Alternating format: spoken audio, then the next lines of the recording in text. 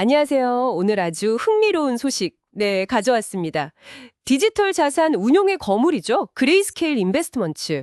여기가 비공개로 IPO를 신청했다는 소식이 들려왔어요.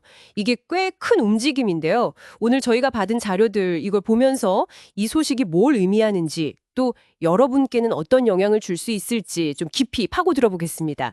그레이스케일 2013년에 시작해서 지금 운용 자산 어마어마하죠. 330억 달러가 넘는다 그러고요. 특히 그 비트코인 ETF, GBTC로 아주 잘 알려져 있습니다.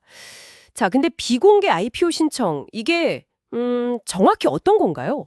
네. 보통 IPO 하면 처음부터 정보를 다 공개하잖아요. 근데 이 비공개 신청은 뭐 핵심 재무 정보라든지 아니면 사업 계획 같은 좀 민감할 수 있는 내용들 있잖아요. 이런 걸 일단 외부에 바로 까지 않고 SEC, 그러니까 미국 증권거래위원회에만 먼저 내는 방식이에요. 아, SEC에만 먼저요? 네. 일종의 뭐랄까 물밑 작업 같은 거죠. 이걸 하면 이제 시장 반응을 좀 조심스럽게 살필 수도 있고 또 내부적으로 준비를 더 탄탄히 할 시간을 벌 수 있습니다. 그래서 특히 그레이스케일처럼 변동성이 좀 큰 디지털 자산 분야나 아니면 뭐 새로운 기술 기업들이 종종 활용하곤 합니다. 그렇군요. 네, S1 서류 제출하는 건 똑같은데 그 공개 시점만 좀 늦추는 그런 전략인 셈이죠. 아하, 단순히 비밀리에 한다기보다는 그 전략적인 선택이군요. 시장 상황이나 내부 준비 같은 걸 고려해서요. 그런데 왜 하필 지금일까요?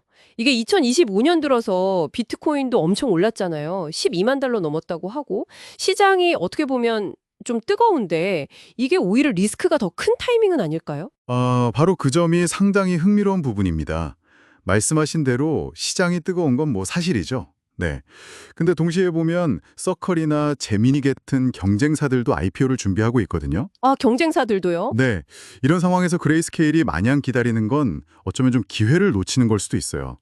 그래서 지금 이 시장 열기를 좀 활용해서 대규모 자금을 딱 조달하고 또 우리는 이제 제도권 금융으로 들어갈 준비가 됐다. 이런 강한 메시지를 보내려는 의도가 아닌가. 네, 그렇게 보입니다.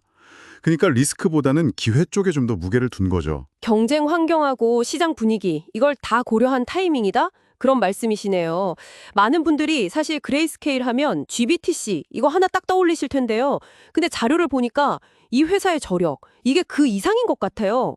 상품 라인업이 엄청나던데요? 맞습니다.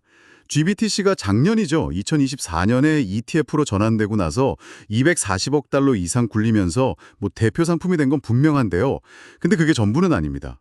보면 뭐 이더리움, 라이트코인, 솔라나 이런 것들 포함해서 35개가 넘는 아주 다양한 디지털 자산 투자 상품을 가지고 있어요. 35개요? 와. 네. 근데 중요한 건 단순히 종류만 그냥 많은 게 아니라 이 시장 변화에 맞춰서 포트폴리오를 아주 적극적으로 관리하고 조정하는 능력, 이 운용 능력이 뒷받침된다는 점이죠. 이게 그레이스케일이 단순 중개업체가 아니라 운용사로서 인정받는 이유라고 할 수 있겠습니다. 아, 그러니까 그냥 비트코인만 하는 게 아니라 정말 다각화된 그런 디지털 자산 운용사다 이런 거군요. 만약에요, 이 IPO가 성공적으로 잘 진행된다면 시장에는 어떤 파급 효과가 있을까요? 이게 단순히 한 기업이 상장한다, 이걸 넘어서는 좀 더 큰 의미가 있을 것 같은데요. 네, 정확하게 보셨습니다.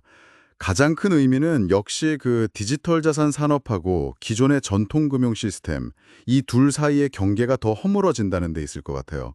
IPO로 확보할 자금, 이게 당연히 그레이스케일의 신상품 개발이나 기술 투자, 글로벌 확장 이런 걸 가속화시키겠죠. 네. 근데 더 중요한 건 그레이스케일 같은 이런 거대 플레이어가 성공적으로 상장을 하면 디지털 자산 그 자체가 투자할 만한 주류 자산군이다.